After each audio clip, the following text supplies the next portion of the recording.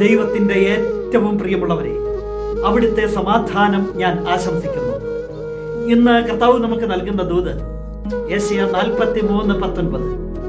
ഇതാ ഞാൻ ഒരു പുതിയ കാര്യം ചെയ്യുന്നു, അത് മുളയെടുക്കുന്നത് നിങ്ങൾ അറിയുന്നില്ലേ?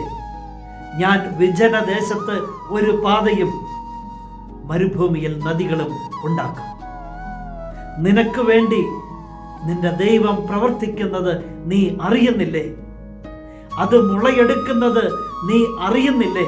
അവിടുന്ന് ചോദിക്കുന്നു, ഇതാ ഞാനൊരു പുതിയ കാര്യം ചെയ്യുന്നു, അത് മുളയെടുക്കുന്നത് നീ അറിയുന്നില്ലേ?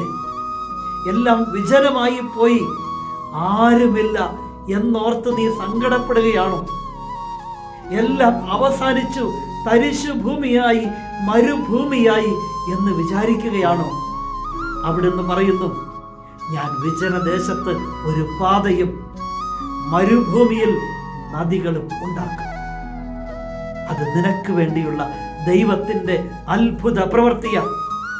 ഒന്നുമില്ലാത്തിടത്ത് നിനക്ക് വേണ്ടി ദൈവം പുതിയ വഴി തുറക്കും. ചുട്ടുപൊള്ളുന്ന മരുഭൂമി അവസ്ഥയിൽ ദൈവം നദികൾ ഒഴുക്കും. അതാണ് ദൈവസ്നേഹം. ആ സ്നേഹത്തിന്റെ മുന്നിൽ ജീവിതം കൊടുക്കാം. നിനക്ക് വേണ്ടി അവിടുന്ന് പ്രവർത്തിക്കുന്നു, അത് മുളയെടുക്കുന്നത് നീ അറിയുന്നില്ലേ? കർത്താവ് ചോദിക്കുന്നു.